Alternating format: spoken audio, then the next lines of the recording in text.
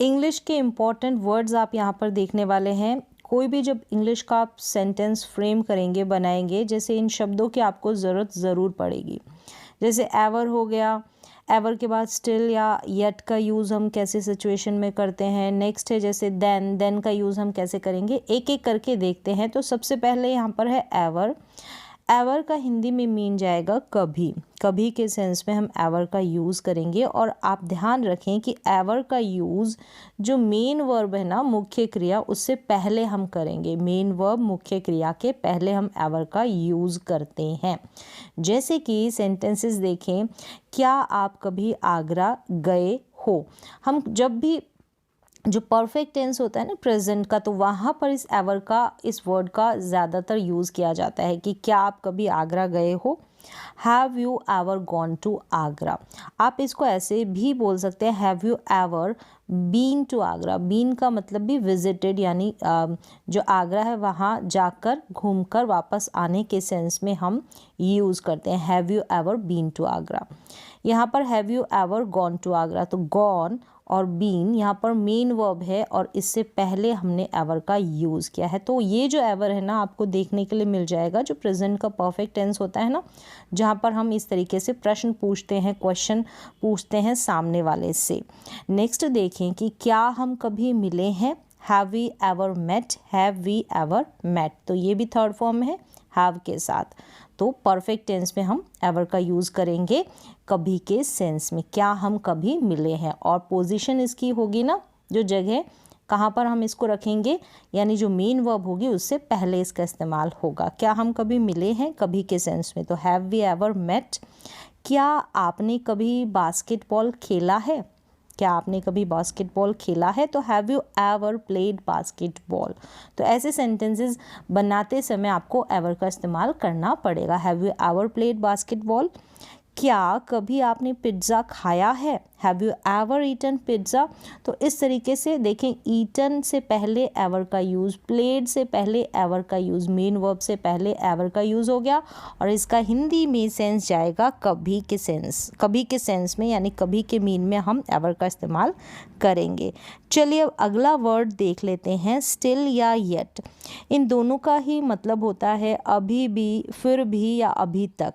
अभी भी, फिर भी या अभी तक, ये मीन देते हैं स्टिल या यट। कंडीशन क्या है, मतलब परिस्थिति क्या है, कौन सी कंडीशन में हम इनका यूज़ करेंगे।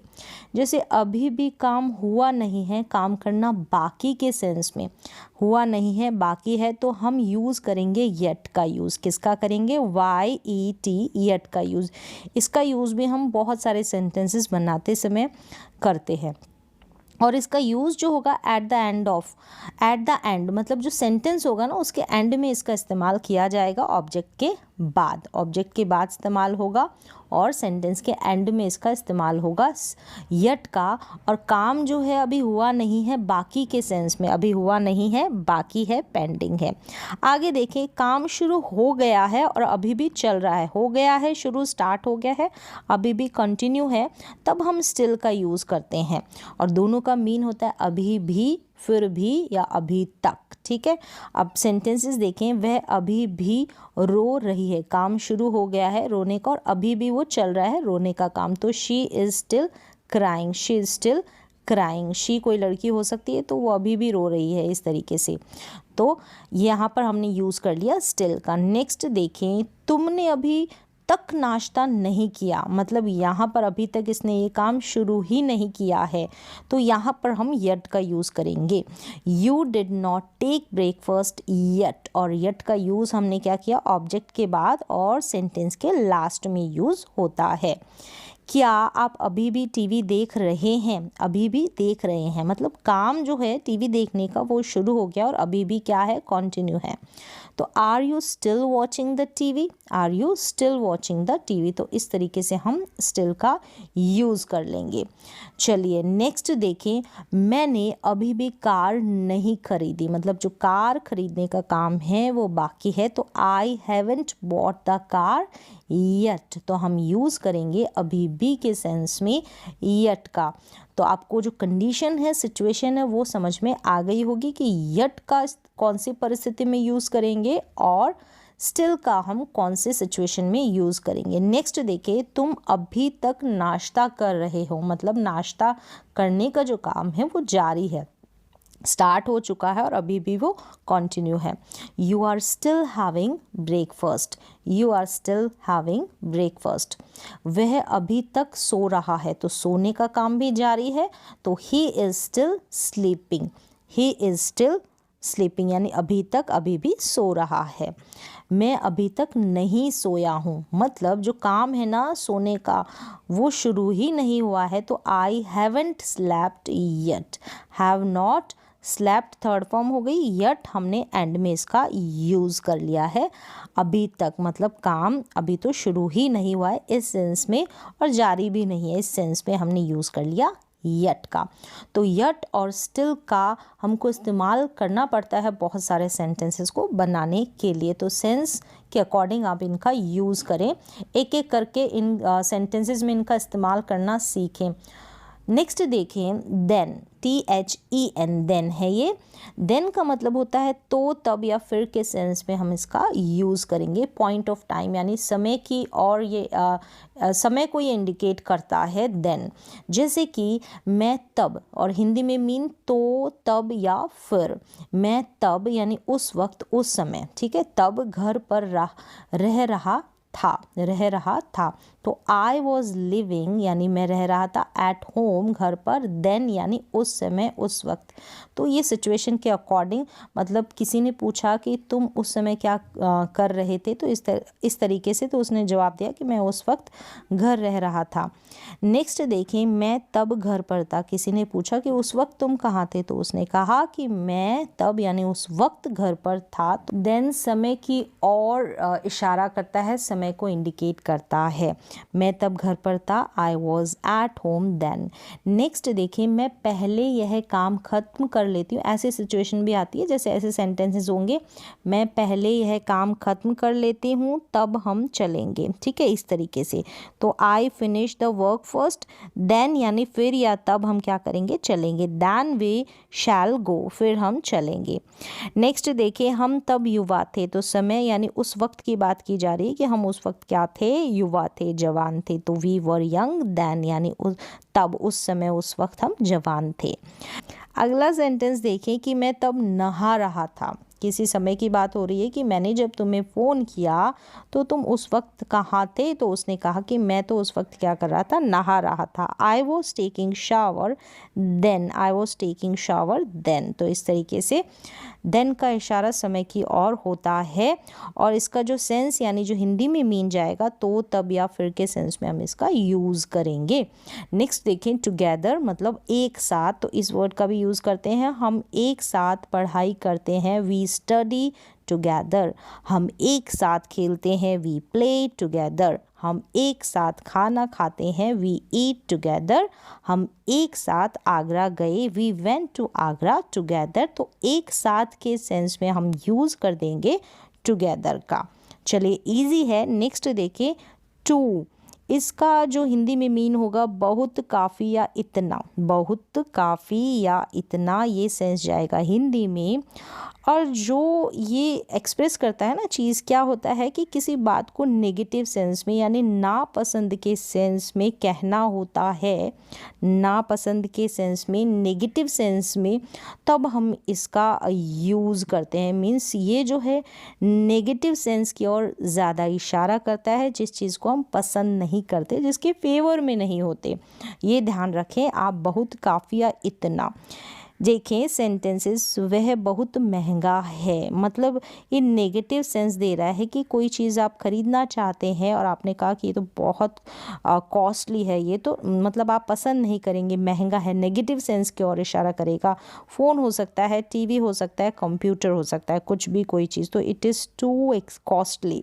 तो इस तरीके से आप नेगेटिव सेंस की ओर इशारा करें कि वो आपको पसंद नहीं है। आपने कहा वह बहुत छोटा है, कोई भी चीज़ आप लेना चाहते हैं, रूम भी हो सकता है, तो आपने कहा वह बहुत छोटा है, तो ये भी नेगेटिव सेंस की ओर इशारा किया जा रहा है कि आपको पसंद नहीं है।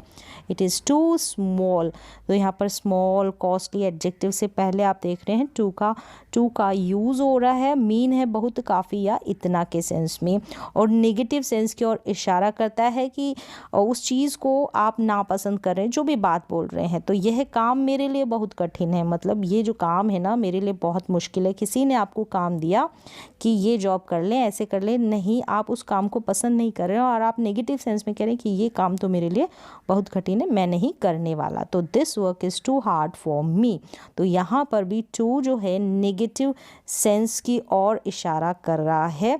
तो कोई चीज़ आपको नापसंद हो, नेगेटिव सेंस जा रहा है, उस वक्त हम टू का यूज़ करेंगे बहुत, काफ़ी या इतना के सेंस में। नेक्स्ट देखें, वेरी का मतलब होता है बहुत, अच्छी या बुरी दोनों बातों के लिए हम वेरी का यूज़ करते हैं, और टू का आपने देखा भी नेगेटिव सेंस में इसका यूज़ होता है। जैसे कि वह बहुत अच्छा है तो ही इज़ वेरी गुड, वह बहुत ख़राब है तो ही इज़ वेरी बैड, तो इस तरीके से हम वेरी का यूज़ कर लेंगे। सिंपल है, मैं बहुत थका हुआ हूँ, आई एम वेरी टायर्ड, ठीक है, इस तरीके से हमने यूज़ कर लिया वेरी का, सिंपल है। नेक्स्ट देखें, अबाउट मतलब के बारे में या के संबंध में, क्या आप मेरे बारे में जानते हैं, do you know about me. He was asking about you मतलब वह आपके बारे में पूछ रहा था, he was asking about you, तो इस तरीके से आप अबाउट का यूज़ कर लेंगे। नेक्स्ट देखें, मैं आपके बारे में नहीं जानता, I don't know about you मतलब आपके बारे में नहीं जानता, किसी के संबंध में के बारे के सेंस में, के बारे में के सेंस में हम अबाउट का यूज़ करेंगे। नेक्स्ट देखें, आफ्टर का मतलब है के बाद। आफ्टर के बहुत सारे मीन होते हैं, लेकिन यहाँ पर हम डिस्कस कर रहे हैं के बाद। किसी के पीछे के सेंस में भी हम आफ्टर का यूज़ करते हैं, लेकिन यहाँ पर है के बाद। जैसे वह आपके बाद आया, ही केम आफ्टर यू मतलब वह आपके बाद आया, ही केम आफ्टर यू। हम स्कूल के बाद बाज़ार जाएंगे, we will go to the market after school, हम स्कूल के बाद बाज़ार जाएंगे। मैं लंच के बाद वापस आऊँगा, I will be back after lunch, तो के बाद के सेंस में हमने यहाँ पर यूज़ किया आफ्टर का। नेक्स्ट देखिए, अगेंस्ट का मतलब है के खिलाफ या के विरुद्ध, किसी के खिलाफ या किसी के विरुद्ध। जैसे मैं तुम्हारे खिलाफ हूँ, आई एम अगेंस्ट यू, तो अगेंस्ट के भी और यूजेस है। मैं तुम्हारे खिलाफ हूँ, आई एम अगेंस्ट यू। मैं आपके परिवार के खिलाफ हूँ, I am against your family. तो यहाँ पर एक सेंस की हम बात करें, एक मीन की के खिलाफ या के विरुद्ध के सेंस में हमने यूज़ कर दिया अगेंस्ट का। नेक्स्ट देखें, अगो, बैक और बिफोर। अगो, बैक और बिफोर, ये जो तीनों है ना, इन तीनों का ही मीन जो है पहले के सेंस में हम करते हैं, पहले, ठीक है। अब कैसे कैसे, जैसे ये अगो और बैक है ना, इसका यूज़ हम पास्ट सिंपल में करेंगे। बिफोर का यूज़ हम प्रेजेंट, पास्ट और फ्यूचर तीनों में ही, तीनों टेंसेस में करेंगे।